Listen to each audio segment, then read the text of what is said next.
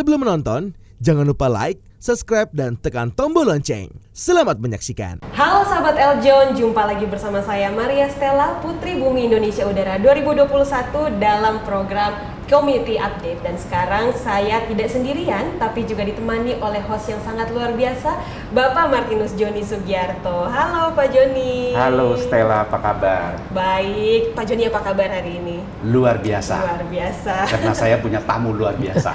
Wow, siapa ini kalau boleh tahu Pak tamunya? Ayo perkenalkan. Oke, mungkin sahabat Eljon kita langsung saja sambut bersama seorang narasumber kita yang sangat luar biasa. Beliau merupakan professional lawyer dan juga Ketua Harian PSNTI Jawa Barat dan juga Wakil Ketua Umum Bidang Hukum, HAM, dan juga Advokasi PSNTI Pusat. Langsung saja kita sambut bersama Dr. Joni Toat, SHMM. Halo Pak Joni. Halo Stella. Apa kabarnya Pak hari ini? Sehat, terima kasih. Bugar. Sama-sama. Senang sekali, saya juga makin semangat nih ketemu dengan Pak Joni secara Terima kasih. langsung. Terima kasih. Pak Joni, Iya. kalau kita lihat tadi Stella sudah nyebutin doktor Doktor SHMM. MM, betul. Nah, itu kalau boleh tahu nih, apakah semuanya dalam konsentrasi ilmu yang sama Beda. atau berbeda-beda? Yang tengah beda. Yang untuk S2-nya itu Magister Management atau Oke. seperti MBA. Itu beda. Iya. S3-nya Hukum. hukum. Doktor hukum. Nah, luar biasa ini. sekali. Jadi doktor hukum. Nah, pengen tahu nih, kenapa sih Bapak tertarik masuk ke hukum? Ada nggak alasan tertentu? Karena kalau kita lihat anak-anak sekarang, banyak tahu-tahu kuliah dokter, selesai dokter, ya kan? Kalau kita tanya, kenapa? Dia bilang disuruh papa, disuruh mama, kan? Dorongan orang tua ya Pak? Iya, dia sendiri, oh kalau saya enggak gitu loh, enggak tertarik gitu loh. Saya lebih suka jadi arsitek misalnya. Nah ini yang sering banyak kita lihat, profesi tidak sesuai dengan passion. Iya. Nah kita pengen tahu nih, Pak Joni Toat, Oke. kenapa bisa ngambil hukum? Iya. Bahkan sampai jadi doktor di Iya. bidang hukum. Nah itu gimana ceritanya? Kalau orang tua saya sebetulnya menyarankan saya masuk di ekonomi. Oke. Karena biasa zaman dulu itu, zaman saya ya, orang Tionghoa itu lebih banyak berdagang, ya yuk masuk ekonomi aja. Tapi saya sudah pernah mencoba untuk bisnis, dikasih modal untuk apa, tapi kelihatannya kurang jalan. Saya ambil hukum karena passion saya memang di hukum. Dan ini ada sedikit mungkin perbedaan pendapat saya ya. Seandainya saya memilih dokter, jadi dokter, kemudian tidak dipakai, ya, nggak ada gunanya kan? Iya. Tapi kalau dipakai, ya pasti berguna karena dokter. Kemudian insinyur, arsitek dipakai, ya bagus. Tapi kalau tidak dipakai hanya titel insinyur. Tapi kalau sarjana hukum, seandainya saya tidak jadi pengacara, minimal ini guyonnya masih bisa nakutin orang. Sarjana hukum nggak dipakai kan, tapi masih ada fungsinya. Takut dihukum Takut orangnya. dihukum. Oke. Nanti kalau udah buat salah langsung tahu pasal-pasalnya Pak ya. Nah ini kan jadi terbalik. Iya. Orang tua berharap beliau sebagai sekolah ekonomi. Betul. Beliau sendiri merasa kurang cocok, Iya. passionnya di hukum, Iya. ya kan? Banyak anak-anak yang sudah selesai baru merasa tidak cocok, Iya. Iya, betul. masuk ke tempat lain. Ya. Iya. Nah ini kan perbedaan. Apakah ada dapat misalnya nih berbeda pendapat pada saat Bapak memutuskan saya ambil hukum, terus keluarga-keluarga pada lu nggak cocok masuk hukum. Iya. Kita nih seperti kata Bapak tadi, kita ini orang Tionghoa dagang Betul. aja gitu loh. Betul. Gimana ceritanya? Iya, muka sipit, kamu sanggup nggak berantem? Istilahnya berantem omongan kayak Iya, gitu betul. kan. Nah, awalnya sendiri saya masuk sekolah hukum tidak dipakai. Gelar saya tidak jadi pengacara.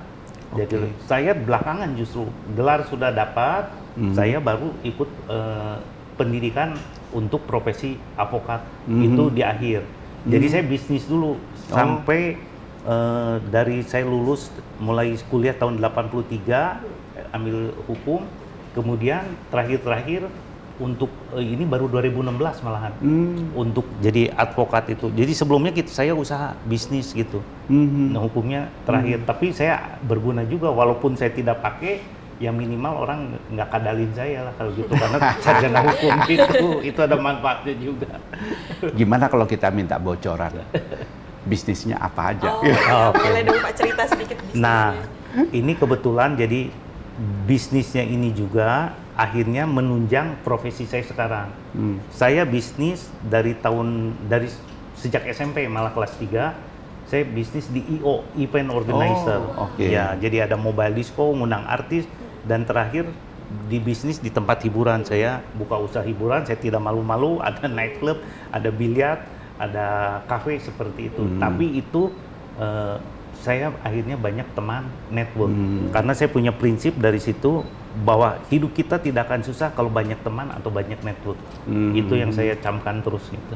Iya. Setuju. Nah kalau misalnya untuk bisnis-bisnis itu sendiri, kira-kira tadi kan Bapak sempat Iya. bilang menunjang juga nih Iya. ekonominya. Kira-kira dalam hal apa Pak? Network, teman-teman. Karena yang namanya datang ke tempat hiburan waktu itu semua orang perlu hiburan. Betul. Pasti datang. Ya istilahnya mau abu-abu, mau putih, mau hitam pasti ada di situ. Tinggal kita pinter-pinter saja bergaul gitu. Nah itu network dari situ. Banyak teman dari semua kalangan. Gitu. Jadi Biasa ya. bisnis itu kalau di bidang entertainment paling enak.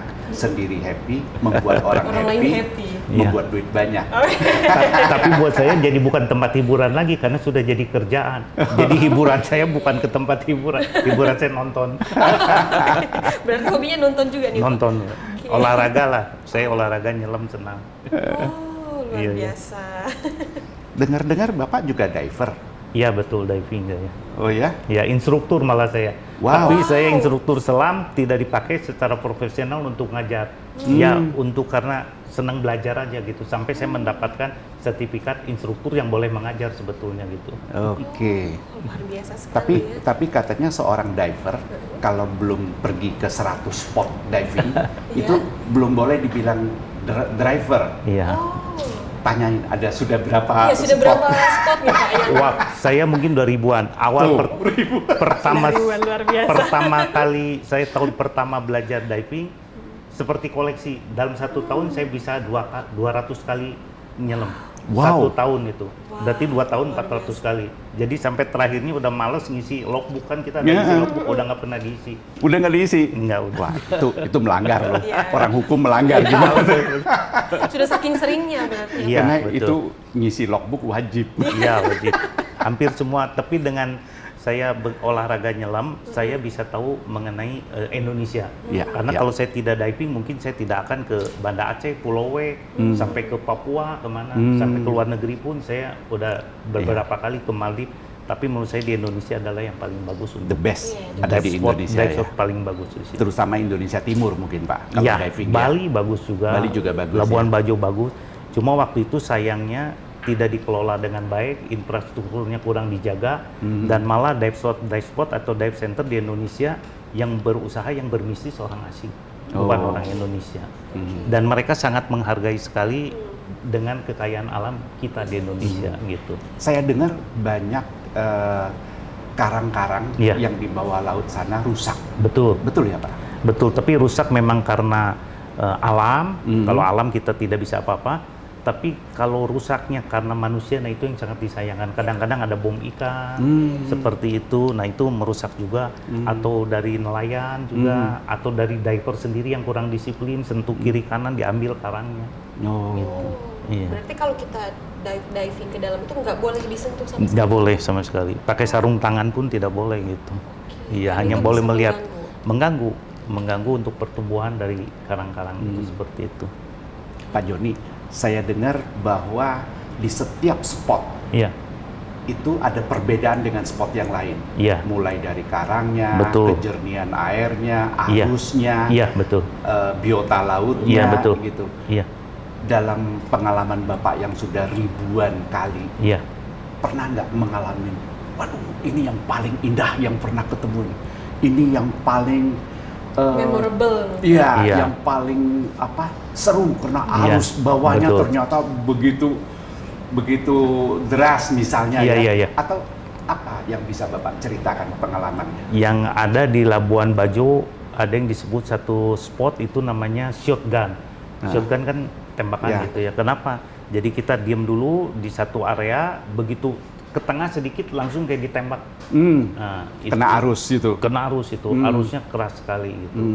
Terus kemudian juga tentunya dengan biodata laut yang lain seperti Raja Ampat, ada ikan manta yang banyak, kemudian juga di Kalimantan Timur itu ada derawan, ada maratua. Waktu itu banyak ikan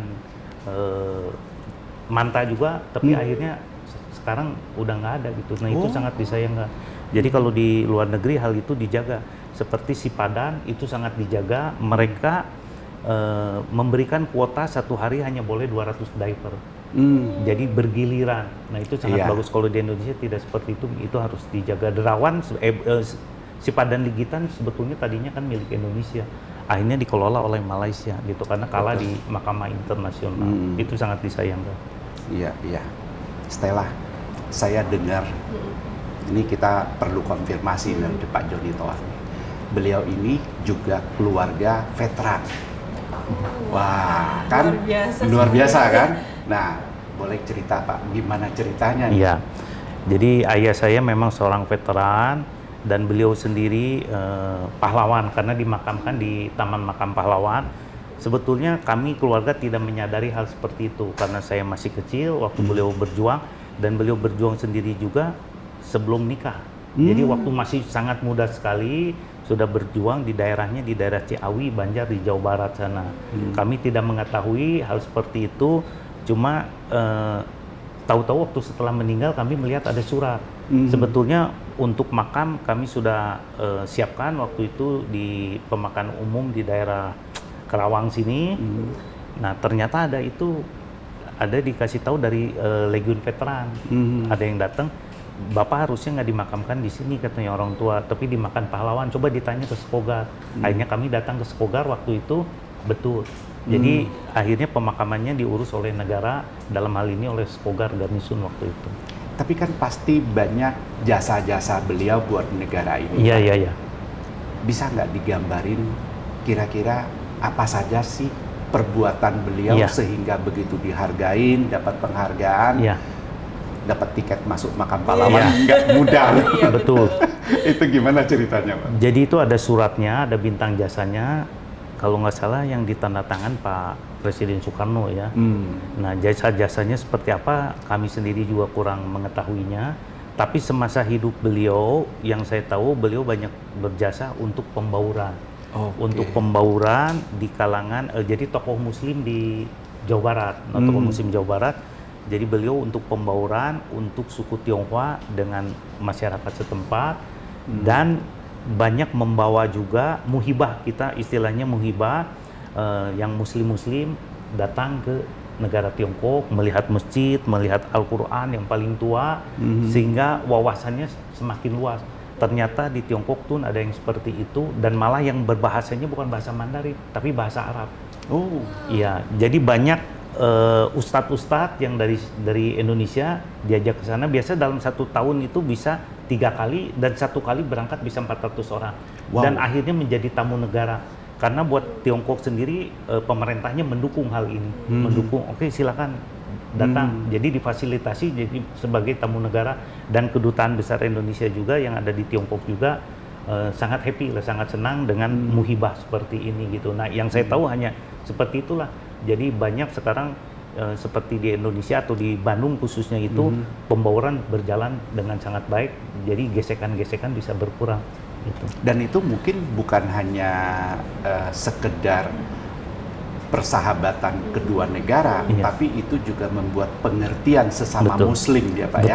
Sesama Muslim, sesama Tionghoa, dan terjadi karena agamanya sama, terjadi saling pengertian yang lebih mendalam ya Pak ya. Betul. Yang diajak kebanyakan justru bukan Tionghoa yang ikut ke sana itu.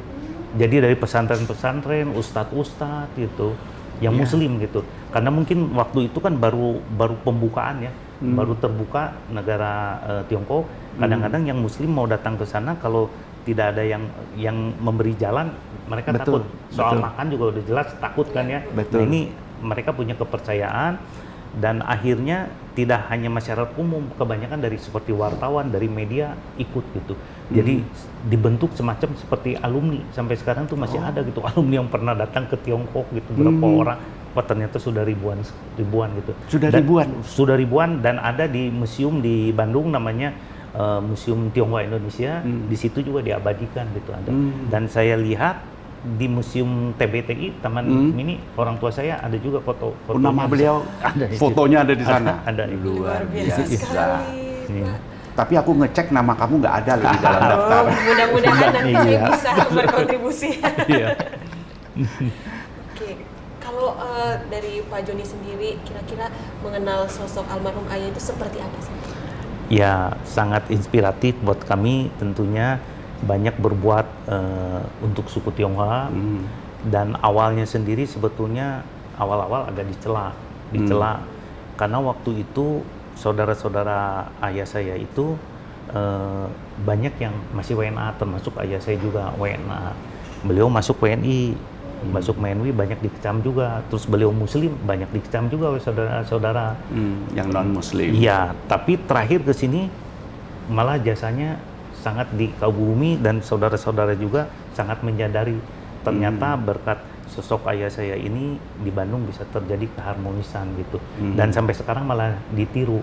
Walaupun kita tidak usah berpindah agama, tidak usah apa-apa, tapi yang penting pemikiran kita harus bahwa kita tinggal di Indonesia, harus kita dukung Indonesia. Kalau ada istilah di Bandung itu, di mana bumi dipijak, langit harus dijunjung. Nah itu seperti itu. Pak Joni, dengan ketokohan beliau, Iya. Bapak sebagai putranya, Iya. punya nggak rasa beban gitu? Waduh, Bapak saya sudah berbuat banyak, saya nggak boleh kalah dong. Iya. Ada nggak merasa beban, terus pengen berbuat sesuatu Iya. untuk masyarakat, dalam tanda kutip masyarakat Tionghoa di Betul. Indonesia? Gitu. Tentunya suatu beban pasti ada, tapi itu juga merupakan suatu motivasi bagi saya dan bagi saudara-saudara saya untuk bisa berbuat yang sama. Oleh sebab itu, makanya saya masuk ke organisasi-organisasi yang kira-kira bisa membantu pembauran. Jadi selain di PSMTI, saya juga ikut aktif di mitra pemerintah di Jawa Barat sebagai wakil ketua dari Forum Pembauran Kebangsaan. Oke. Nah, kalau dulu di Indonesia disebutnya Bakom PKB ya, ada Bakom PKB. Nah, saya masuk di organisasi itu, ya tugasnya ya untuk supaya guyup lah semua. Tapi kita kalau di EPK tidak terbatas hanya kepada suku Tionghoa, justru lebih banyak ke suku non Tionghoa untuk itu. Jadi kita menunjukkan bahwa suku Tionghoa juga banyak berbuat. Dan untuk di Bandung sendiri, PSMT itu tergabung dalam disebut Masyarakat Tionghoa Peduli. Kenapa disebut Masyarakat Tionghoa Peduli? Supaya kita bukan ingin eksklusif bahwa kenapa bawa Tionghoa, tapi kita ingin menunjukkan dan menghimbau kepada suku Tionghoa yang lain untuk bisa berbuat. Nah, Masyarakat Tionghoa Peduli ini tidak berbadan hukum, tapi terdiri dari beberapa yayasan. Ada yayasan yang ketionghoaan semuanya, ada yayasan kesukuan, ada yayasan HK seperti itu, Harmonis, ada YDSP, di situnya ada yayasan Mutiara, Konghu, semua gabung. Nah, selama pandemi ini kami sudah melakukan kegiatan sosial mungkin udah ribuan kali, termasuk pembagian bingkisan, sembako, APD, dan donor darah juga sudah 26.000 kami kumpulkan dalam 1 tahun, 26.000 labu. Kalau untuk vaksin kita membantu pemerintah itu sudah ratusan ribu vaksin. Kelihatannya kalau di Bandung itu awal swasta yang menyalakan vaksin massal adalah kami. Itu dimulai tanggal 15 Maret tahun 2021 ya kalau awal. Nah, kita sudah mulai vaksin sampai sekarang masih berjalan. Jadi pemerintah hanya menyiapkan vaksinnya dari Polri lah, dari TNI, tenaga kesehatan semua. Kami punya relawan di Bandung ada 500 tidak berbayar semuanya. Terdiri dari dokter dan relawan admin semua. Kami yang membiayainya semua dari kontributor yang kebanyakan orang Tionghoa gitu. Stella, walaupun ada relawan yang tidak berbayar, 500 orang pasukannya, Betul. tapi nggak mungkin kan nggak pakai biaya, tetap aja jelas. perlu biaya banyak untuk menggerakkan seperti tadi Besar. katakan sekian banyak, Betul. ya kan?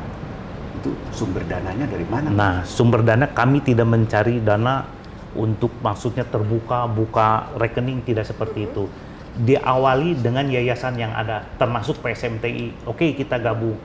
Selama 2 tahun ini kami menyelenggarakan baru 2 kali kita menghimpun dana.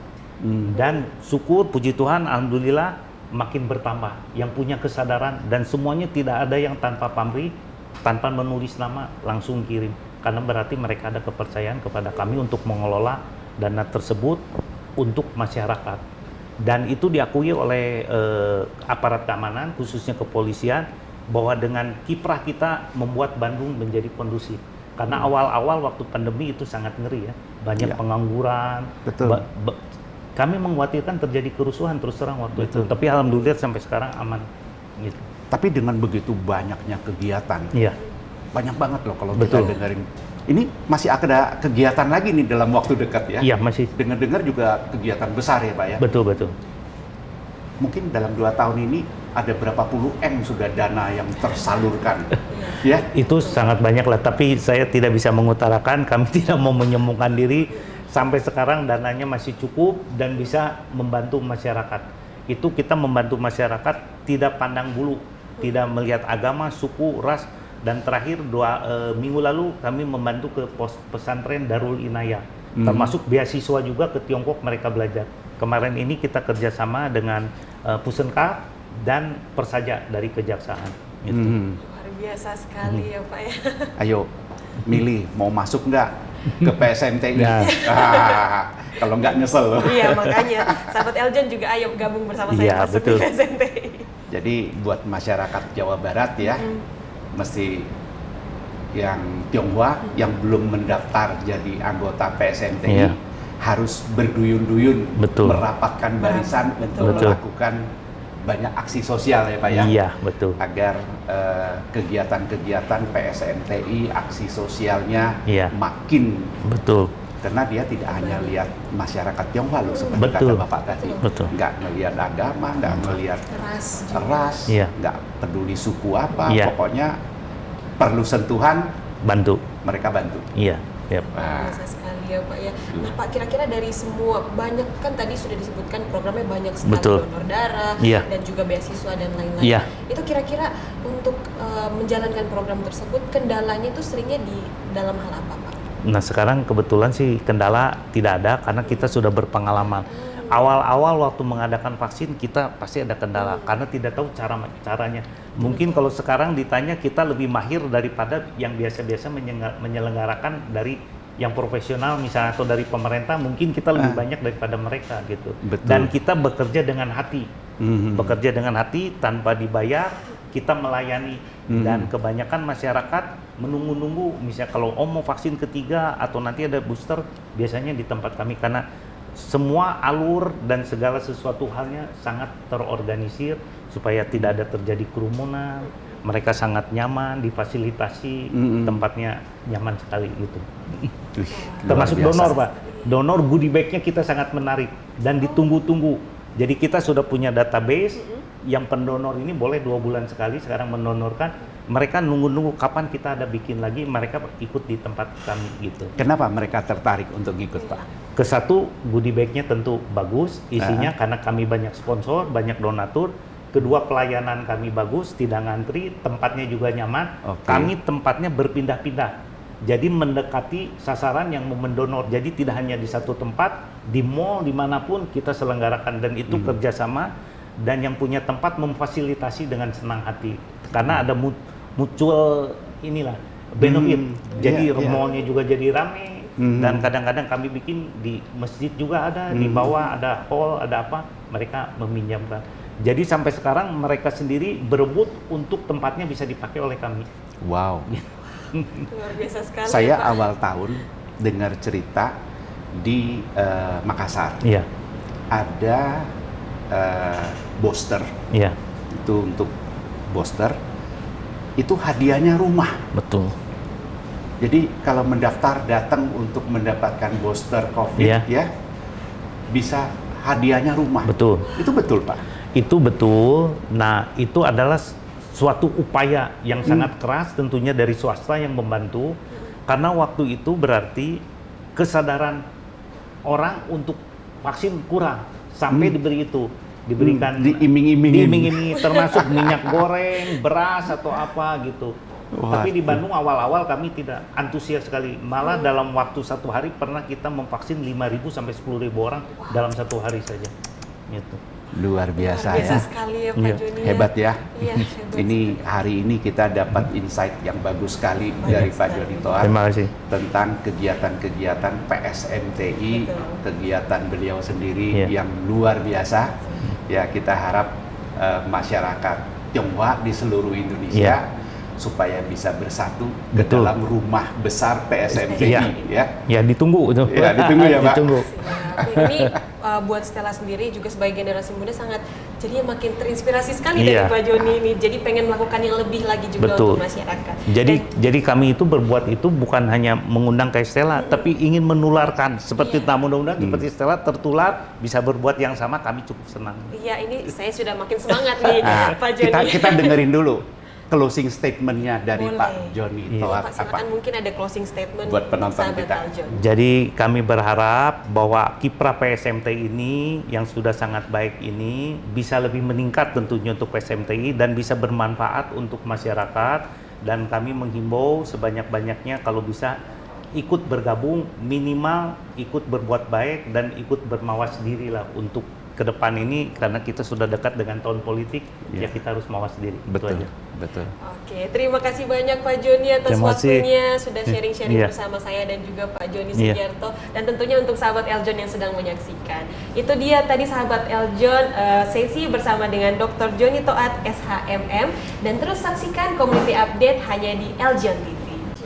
Ade Tirek makan pepaye. Jangan lupa like ya.